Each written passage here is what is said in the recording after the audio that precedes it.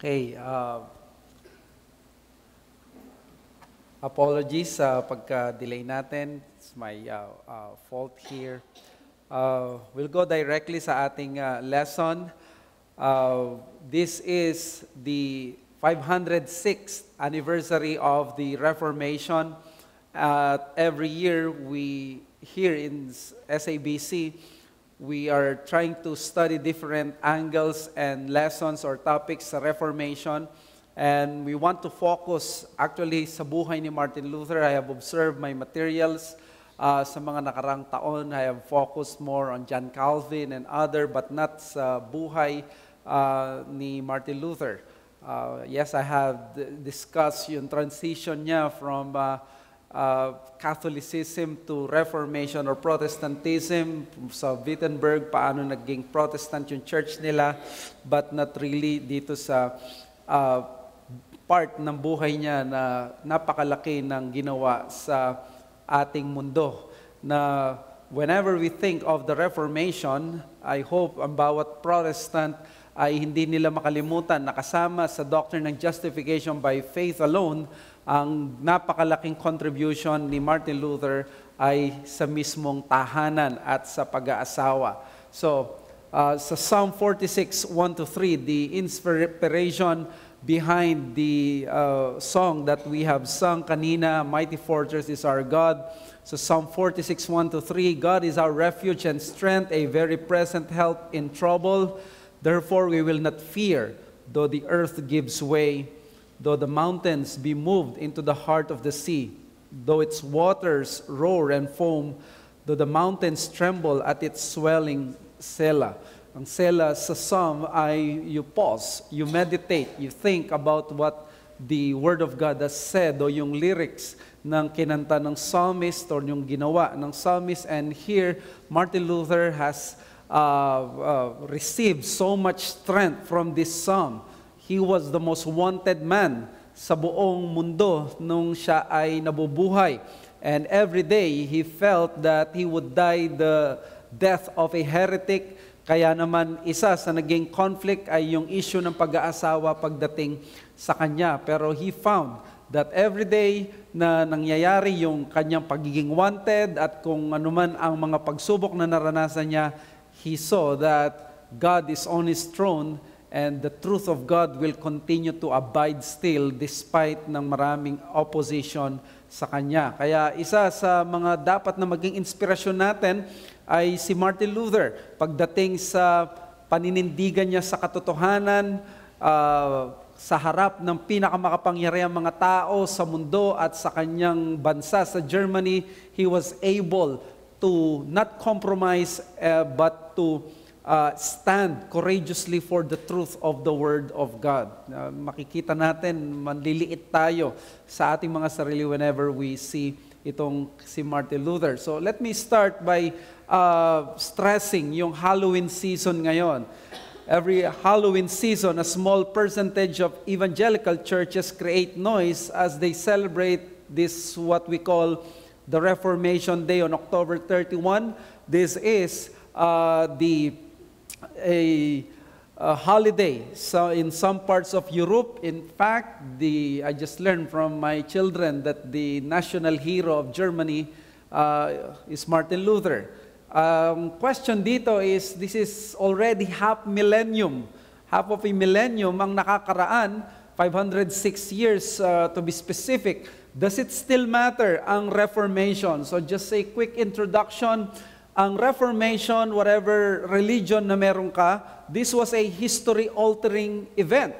And therefore, kung ito ay history-altering event, kahit unbeliever ka, kahit ayaw mo ng Diyos, Reformation is important to you because it explains how we got here. Sabi ni Brad Gregory sa Rebel in the Ranks, regardless of our own religious views, the Reformation remains important because we can understand secular and religious ideas and institutions today without it. What happened 5 centuries ago affects us today. If you want to know why the early 21st century is the way it is and how it got this way, we need to understand the Reformation and its impact.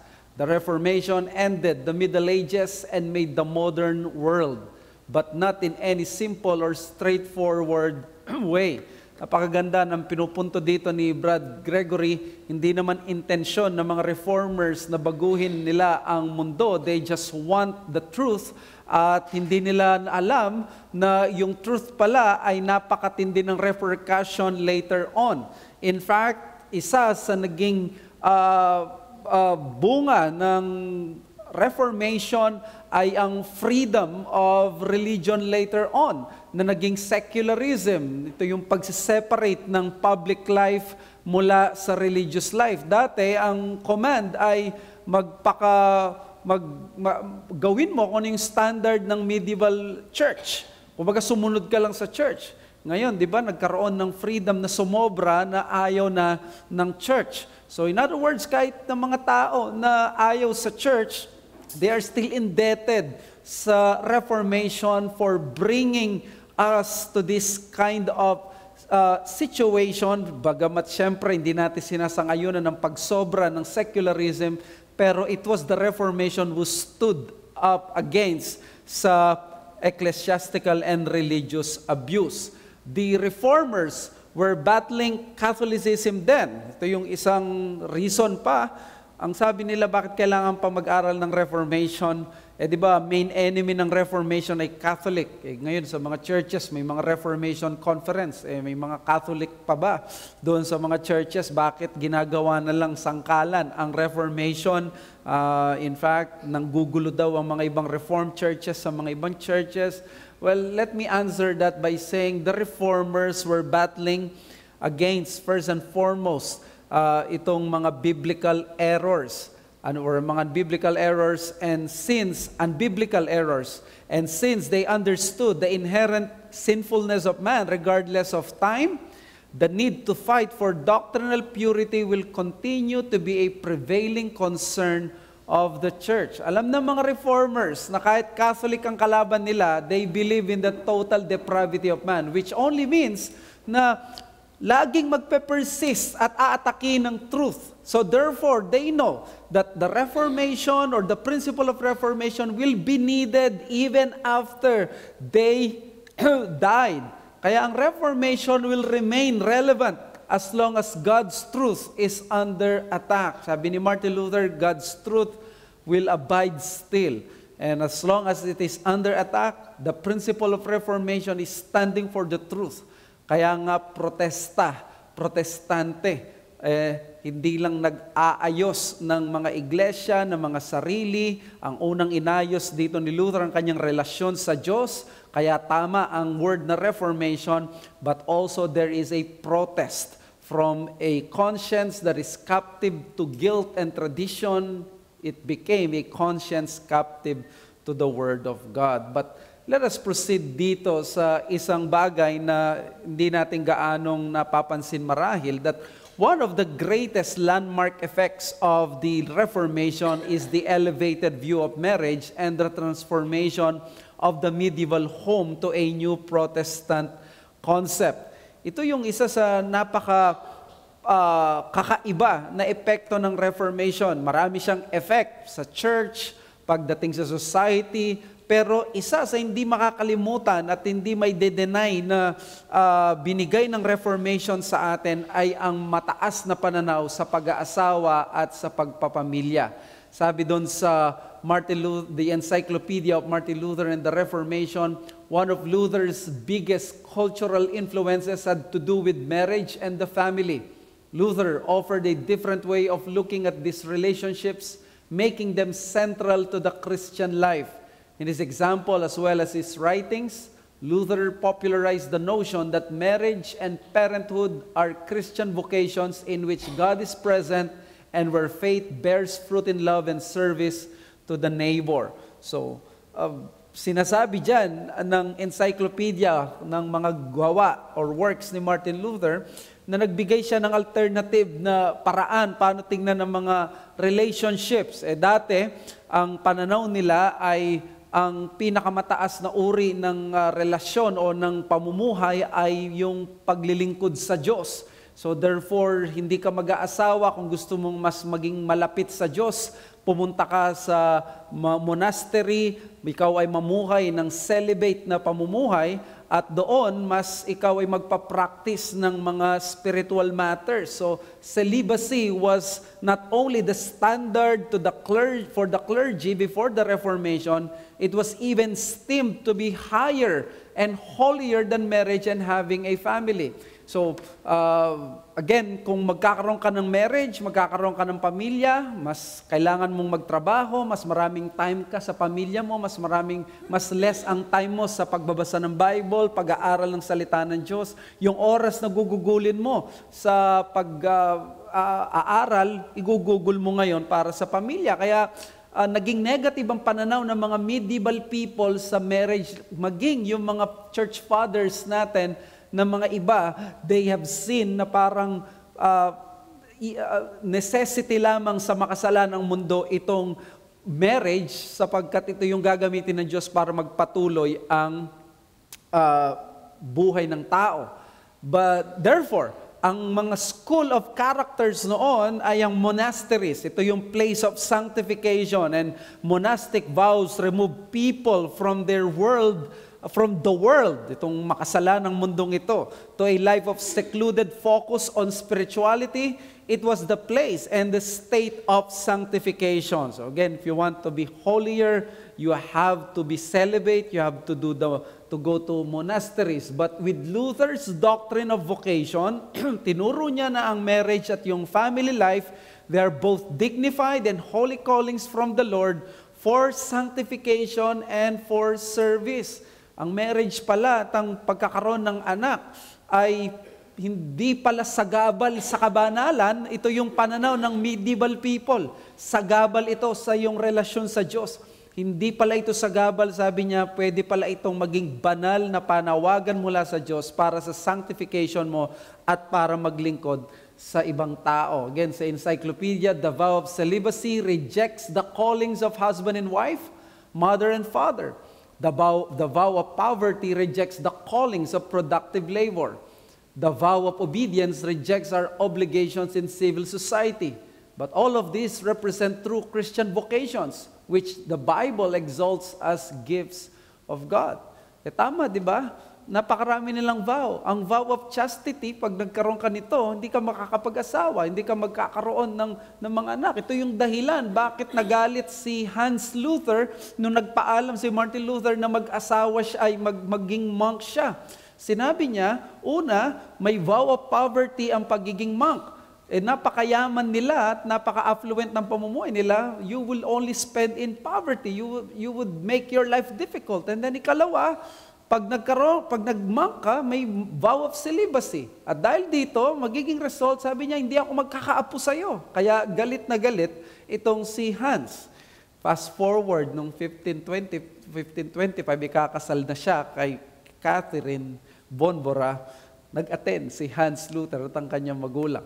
At masaya siya na nakita yung anak niya na ikinasal. Sabi ni Martin Luther, naghingi siya ng sorry sa tatay niya na mali ang kanyang desisyon na maging monk. Pero after all, sabi niya, magkakaroon na, Lord willing, ng apo si Hans Luther sa kanya. So, the point here is that the Reformation replaced the monastery with marriage as the training ground and school of character. So, si Luther, napakalakas ng kanyang loob na ituro na ang marriage pala at ang pagpapamilya ang mas mainam na school of character kaysa sa monastery. Now, not everyone is called to be married and to have a family. That doesn't mean hindi ka magkakaroon ng school of character. In the providence of God, God will use many things such as the church and your other vocation to bring you to a school of character. But under normal circumstances, sabi ni Martin Luther, this is the place of training. Isa sa pinakamagandang book about Martin Luther sa kanyang biography niya is Roland Bainton, Here I Stand, A Life of Martin Luther. It was written in 1978. But after his own wedding, the emphasis shifted and he began to portray marriage as a school of character. Luther, in rejecting all earning of salvation, did not exclude exercise in fortitude, patience, charity, and humility. Family life is exacting, The head of the house has the lifelong worry over daily bread. The wife has the bearing of children. During pregnancy, she suffers from dizziness, headache, nausea, toothache, and swelling of the legs. So, pinakita dito ni Martin Luther na ang panawagan na maging wife ay napakataas. Ito ay hindi dapat maliitin.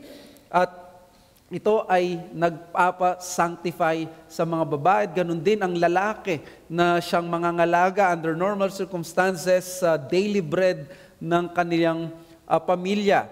Doon sa book na yon, meron pang isinulat dito si Bainton at sinabi niya na ang lalaki daw, for example, ay quote ko lamang, sabi niya, "Think, dear Greta, that you're a woman and your work is pleasing to God. Rejoice in His will. Bring forth the child. Should you die, it is for a noble work and in obedience to God. If you were not a woman, you should wish to be one, that you might suffer and die in so precious and noble of a work of God.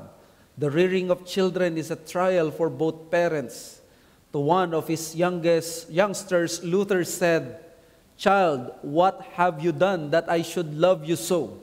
You have disturbed the whole household with your bawling." And when a baby cried for an hour and the parents were at the end of their resources, he remarked, "This is the sort of thing that has caused the church fathers to vilify marriage. But God, before the last day, has brought back marriage and the magistracy to their proper esteem." Sabi ni Luther, "Let them laugh. God and the angels smile in heaven." Sa medieval age, nung ikaw ay nag-reformation, biglang nakita mo sila Luther, meron silang anak, tatawanan mo sila, ismulin mo sila, kasi that was not the expectation sa mga nangangaral ng salita ng Diyos. Still, ang Catholic culture is that ang mga nangangaral ng salita ng Diyos ay walang mga anak, walang pamilya. Kaya sabi ni Luther, ayaw mong tawanan nila tayo, pero ang mga anghel sa kalangitan ay natutuwa sa ating mga anak. So, napakaganda na makita ito.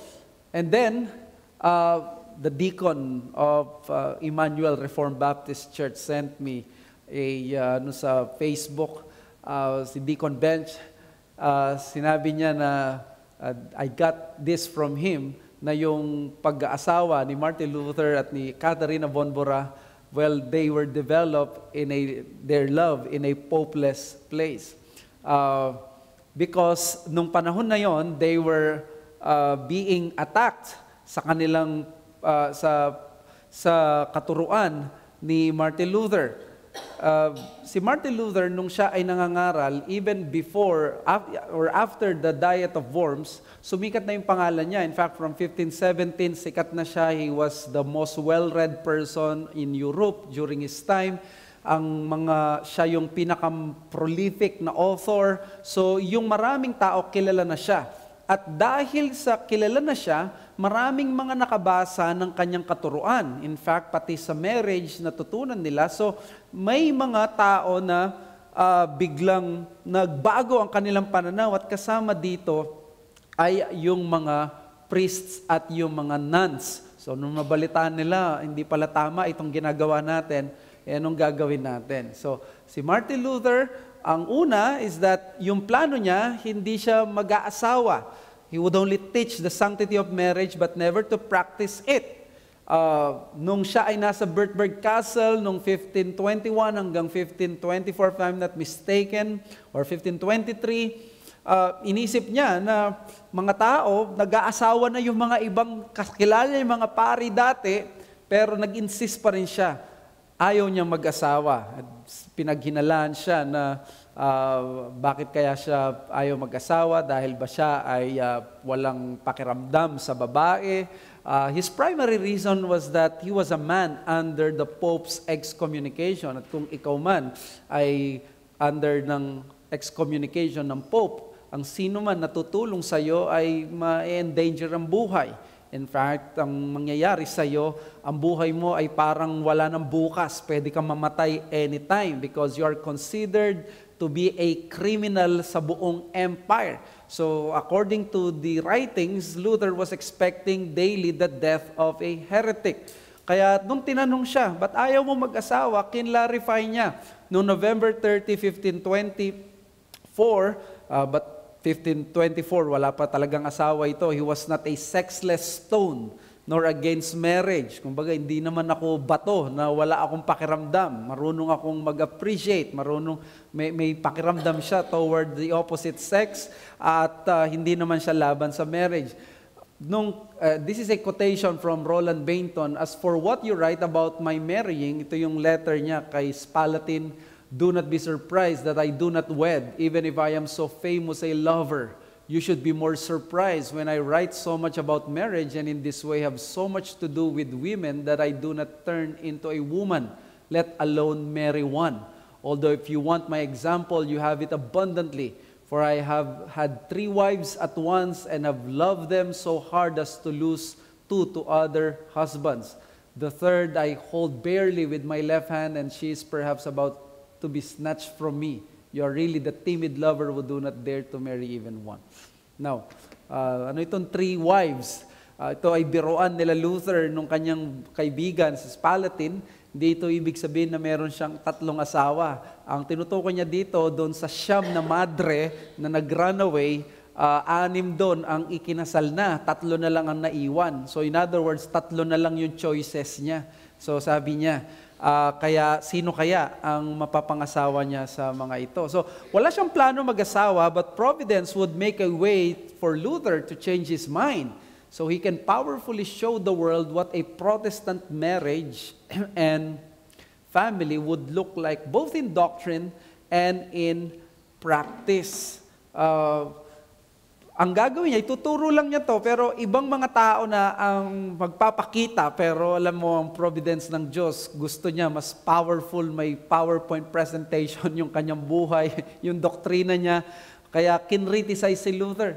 Sabi niya, Luther, kung hindi ka mag-aasawa, ang mangyayari is, paano mo ipapakita yung sincerity? Baka ang tunay dito, sinasabi mo lang yan dahil ikaw ayaw mo pa rin, mataas pa rin ang tingin mo sa pagiging single o pagiging celibate. Tandaan natin, for 1,000 years, ang church o mga clergy, they believe na mas mataas na estado ang pagiging celibate. So hindi ito basta-basta na mawawala. Kaya kung walang magiging maglalakas loob ng mga pari o ng mga priests like Luther na mag-aasawa, yung mga bagong Protestants, baka hindi rin sila mag-asawa. So, eto ang providence na nangyari noong 1523. Yung mga priests at mga nuns, they were able to read the teachings. Itong si Martin Luther, doon sa convent ng mga babaeng ito, ng mga madre, kaibigan nila, kasama doon yung kapatid ni Johann von Staupitz, yung magiging yung kanyang pinaka-superior. So therefore, naririnig na nila itong si Martin Luther doon sa convent na yon. Very famous siya. So in other words, nagpabigay sila ng mensahe mula doon sa Torgau, doon sa malayong lugar, papuntang Wittenberg. Sabi nila, pwede ba kaming humingi ng counsel o payo sa inyo? Anong gagawin namin? Convinced na kami sa doctrine mo, Martin Luther. So si Martin Luther, he felt na meron siyang moral obligation to help these people. So ang ginawa ni Luther, while being under the imperial ban, nagtatago siya sa Bertberg Castle noong 1523. Ito yung panahon na sinusulat pa niya yung, sinatranslate niya yung Bible into German language. Si Luther, nakipag-communicate siya doon sa isang nagdi-deliver ng barrel. At ang pangalan niya si Leonard Kopp. Si Leonard Kopp, inismuggle niya yung 12 runaway nuns. Nagtago sila doon sa mga barrel. Ewan ko, wala pa, siguro alam ito ni J.R. Tolkien at ito yung naging inspiration doon sa Lord of the Rings, yung mga nagtago, yung mga dwarves. And then, doon sa 12 na yon, 3 mga madre ang umuwi na sa kanilang mga bahay. Ang siyam ay nag-proceed sa Wittenberg. Nandun yung maraming mga former priests na ngayon ay mga pastors na, di ba? So, anong mangyayari? Sabi nila doon, may ang ganito yung wordings nung panahon na yon na usap-usapan. A wagon load of Vestal virgins has just come to town, all more eager for marriage than for life. God grant them husbands less worse befall. So, ang pananaw sa kanila, pupunta sila sa Wittenberg para mag-asawa. They want to try itong sinabi ni Martin Luther na tinuro niya. Kaya all the nuns were able to marry with the help of Martin Luther. In fact, he was called the Wittenberg's matchmaker. Now, baka may mag-assume ng posisyon nito na gusto niya ngayon maging matchmaker siya. During those times, bago ang marriage sa kanila at napakaraming mga dapat na mag-asawa at walang connection ang romantic love sa panahon nila. Tandaan natin, ang marriage sa panahon nila, lalo na ng medieval period, is connected with family lineage at yung kanilang mga property. Kaya nga may arranged marriage noon. Si Martin Luther ang siyang magpapasimuno ng pag-ibig at ng romantic love sa pag-aasawa na magiging mahalagang bahagi ang nararamdaman o yung affection ng lalaki sa babae at ng babae sa lalaki pagdating sa marriage. Nung unang mag-asawa si Luther, sabi niya walang romance dito na involved. Pero later on, as he experienced yung marriage, yung relationship niya kay Katharina von Bora, nagkaroon ng pagbabago sa kanyang pananaw. That there is really that need ng pag-ibig doon sa isa't isa. Although, hindi niya dinidenounce completely yung mga arranged marriages. It is something na napaka-ordinary noon sa panahon nila. Ang kay Luther, dinagdagan niya that in marriage there is indeed this gracious love and loving relationship ng mag-asawa. So 2 years after the escape, si Katharina was still not married at the age of 26. Ang 26 para sa kanila dahil marami nang namamatay na babae sa batang edad, di umabot ng 30 para sa kanila, napakatanda na nila at baka hindi na ito makapag-asawa. Kaya isipin nyo, 9 sila, 8 nakapag-asawa. So si Katharina ay naiwan. And this age was considered old already. And then, si Martin Luther, dahil napansin niya, isa na lang ang natitira, kailangan na makompleto yung aking matchmaking skills. So, pinakilala niya sa isang estudyante na bata, itong si Katharina von Bora. May isang estudyante mula sa Nuremberg, ng pangalan ay si Hieronymus Baumgartner. Pinakilala niya itong si Katharina von Bora. At mga ilang panahon na nagkaroon sila ng exchange of letters, maraming nagsabi, nagkikita daw sila lagi, pero later on, biglang nawala. Itong si Baumgartner at na-break yung heart ni Katharina. So, ang ginawa ni Luther, pakilala na lang sa isang successful na doctor, lawyer, at professor and pastor. Ang pangalan ay si Dr. Glatz. Si Dr. Glatz, isang kilalang tao, pero ang problema, parang hindi type nitong si Katie. So, kaya nagtataka, sino ba talaga ang gusto mo? Itong si Luther, siya yung ultimate na manhid. No? Hindi niya napapansin na baka iba na yung tingin ni Katie sa kanya, pero wala pa rin sa kanya. So, hinarap na ng todo ni Katie. Nung tinanong siya ni Amsdorf, yung kaibigan ni Luther, sino ba talaga ang gusto mo? Sabi niya,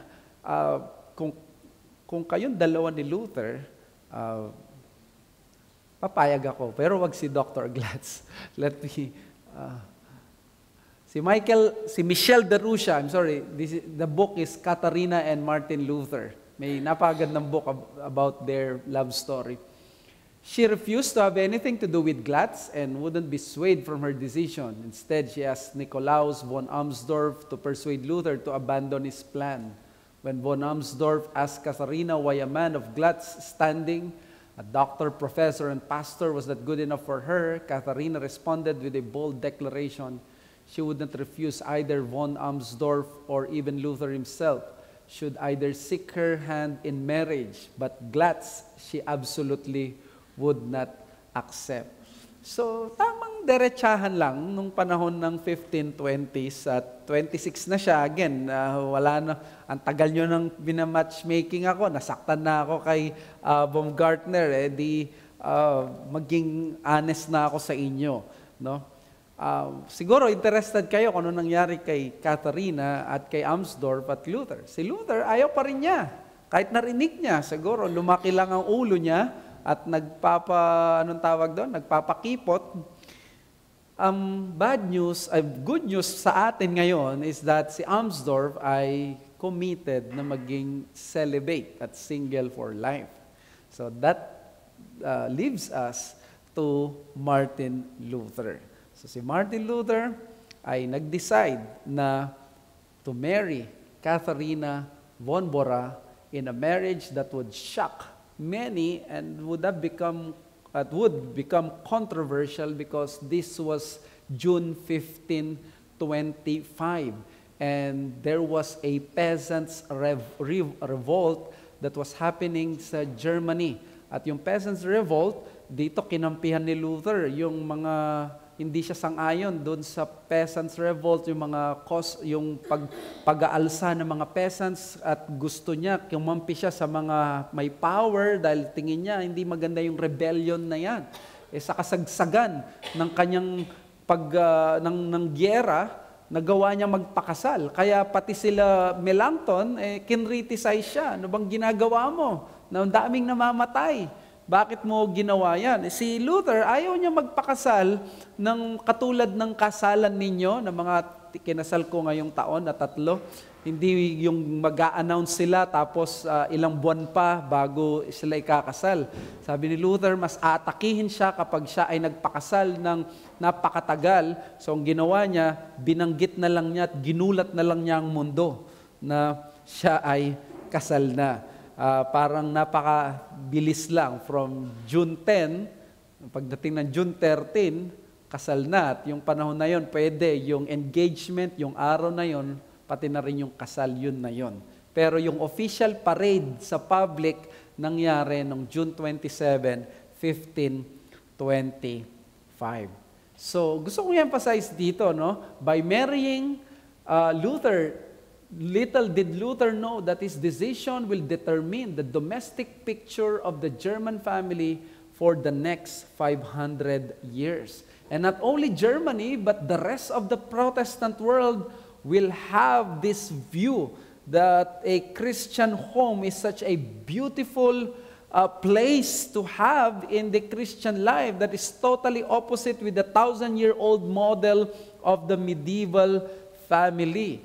Kaya dito, tignan natin, you see Katharina. Sino ba si Katharina? At the age of 26, she married the 42-year-old Luther on June 13, 1525, probably the greatest marriage of the Reformation. Si Katharina, yung attitude niya, he was very humble, pero hindi siya yung humble na parang, at sa una, sabi ng iba, it explains bakit daw siya yung huling nakakasal sa Siyam, kasi may pagka-naughty. Yung medyo masalita siya at bossy siya. So she has a strong personality at marireveal ito nung siya ay mapupunta na sa Black Cloister doon sa bahay nila Martin Luther. So, pero nung siya'y nakasal, she became very humble and totally committed to Luther. Sabi niya, "Now I shall no longer be Katharina, runaway nun. I shall be the wife of the great Dr. Luther, and everything I do or say will reflect upon him.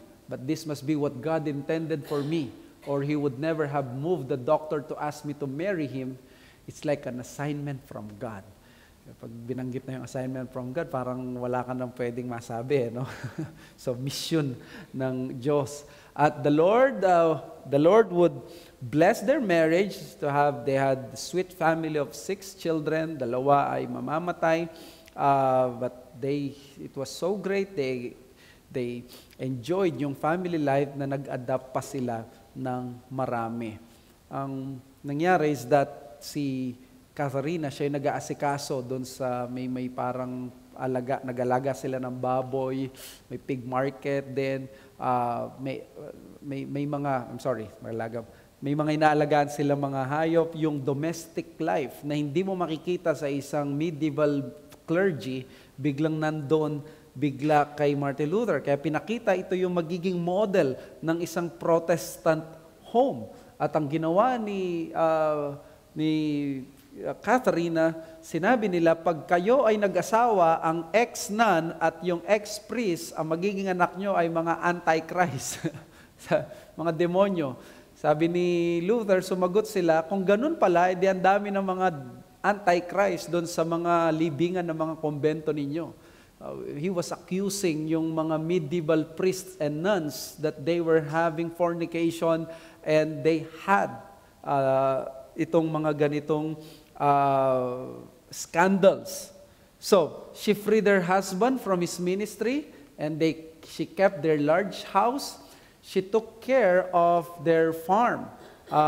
May time na nag-invest sila ng ganito para kung sakali man may mangyari sa kanila, meron silang salapi. Pero ang makikita natin dito yung Protestant example ng buhay nila na normal, na mamumuhay sila ng normal.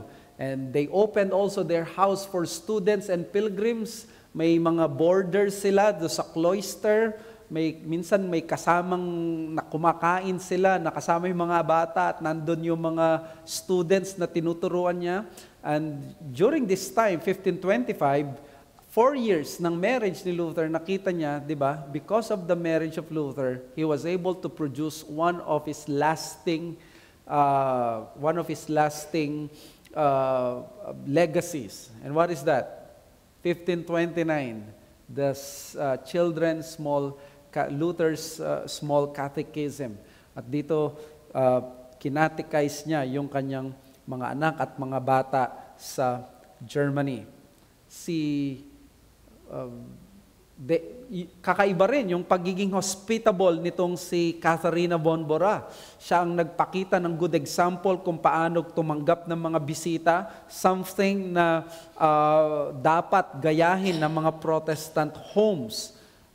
She also became Luther's counselor at times. Kaya ang tawag niya sa kanya ay My Lord Katie. Now, I just learned sa pagbabasa ko na ang tawag din niya ay Kit, K-E-T-T-E, which is in German means chain. So, kumbaga, binibiro niya yung kanyang asawa na para siya nakatali kay Katie, My Lord Katie. May time din na ininterrupt siya ni Catharina von Bora sa kanilang habang nagtuturo siya, habang kumakain. Sabi niya, why don't you eat first at huwag ka muna magturo? Sabi ni Martin Luther, how I wish mag-recite muna ng Lord's Prayer ang mga babae bago sila magsalita. Ganito yung conversation nila. There were times, Martin Luther was not perfect husband, but yung kanyang example na napaka-warm nila sa isa't isa, that Luther was looking for someone na hindi siya ituturing na doctor, nakakausapin siya as equal, and Katie gave that to him. And napakaraming beses ito. So, may lesson dito that Luther's successful and joyful years until his death were made possible because of his wife. And this is the blessing of the Protestant marriage na wala ang Roman Catholicism. In fact, according sa mga historians, this would be the great standard not only to Protestant churches or families but to European homes. Sabi ni Roland Bainton, si Martin Luther ang nagpasimuno, meron siyang na-create na panibagong estado sa Christian life at Christian church. And that is the Protestant parsonage. Martin Luther was the one who created the Protestant parsonage na ang pastor, hindi siya nakatira sa kumbento, kundi may sarili siyang tahanan, meron siyang pamilya at tumatanggap siya ng bisita. Kaya sabi ni Warren Wiersbe, sa kadakilaan naman in honor of Catharina being the first and fine example of a pastor's wife, he was proposing to celebrate Pastor's Wives' Day ng January 29 as that. Pero alam natin, as Reformed churches, merong mang Pastor Appreciation Month, Pastor's Wives Month, or Day, we all believe that these are blessings from God, not necessarily na kailangan i-celebrate per se. So, Catharina von Bora would die and would be buried in Torgau on December 20 with an unwavering faith to his husband's teachings. Si Martin Luther, mauuna siya mamatay ng 1546, and sabi ni Catharina, God, keep me humble, help me to be a good wife to your servant, Dr. Luther.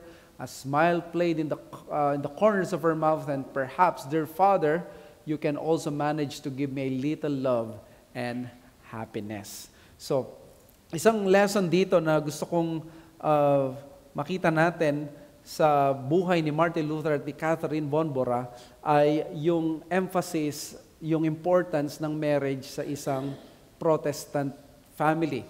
Ang Catholic Church ay walang ganon because of their double standard at unbiblical standard pagdating sa issue ng celibacy. Kaya naman isa sa dapat na ipag-pray, consider ng sino mang single ay ang issue ng pag-aasawa. And then secondly, sinabi ni Luther, sa kanya pala nanggaling yung ang tatay na ang pagpapalit niya ng diaper sa kanyang anak ay isang marangal at banal na paglilingkod niya sa Diyos. Dito makikita natin, mariremind tayo na yung mga mundane things na ginagawa sa Protestant marriage at Protestant family ay isang bagay na dakila sa mata ng Diyos. And then si Luther was never a perfect man. He was evidently a flawed man, but he excelled in the very things he was called.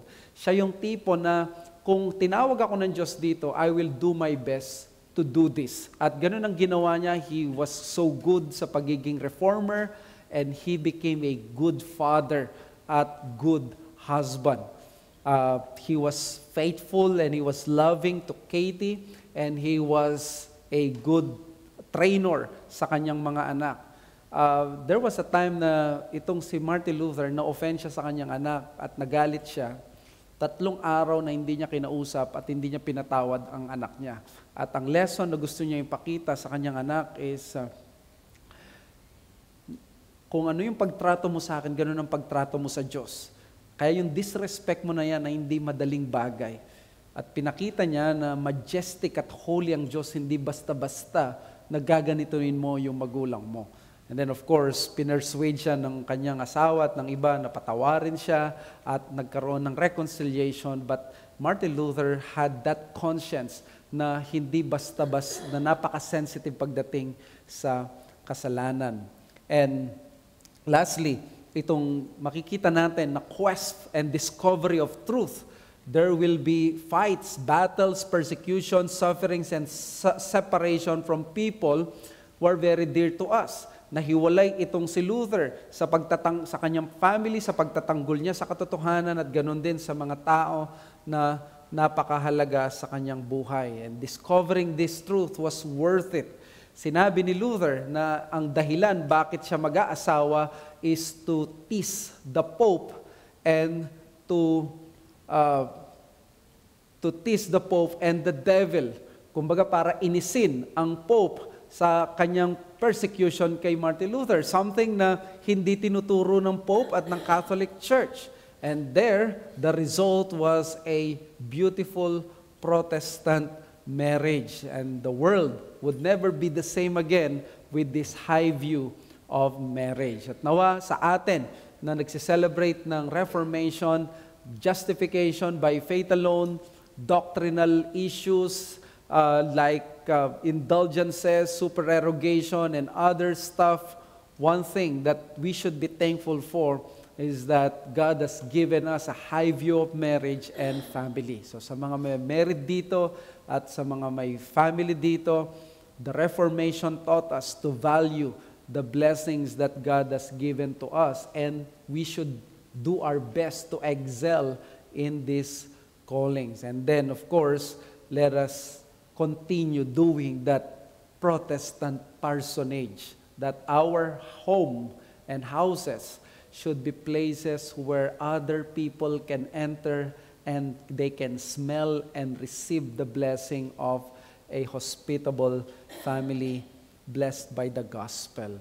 At yan ang naging napakalaking contribution ni Martin Luther, something na wala doon. And many more, but we will not be able to exhaust them for tonight. Let us pray. Father, we thank you for reminding us of these blessings na meron kami ngayon because of the Reformation. Napakaraming blessing na ginawa ng Reformation, but thank you for allowing us to focus on the marriage and the family na nilikha at iniba ng Protestantism at ginawa niya itong biblical. We thank you for these snippets of history na nakita namin na pwede naming panghawakan at mapag-aralan patuloy to inspire us with the relationship of Martin Luther with his wife, Catherine Abonbora, and the doctrine that they represented. We thank you, Lord. We ask this in Jesus' name. Amen.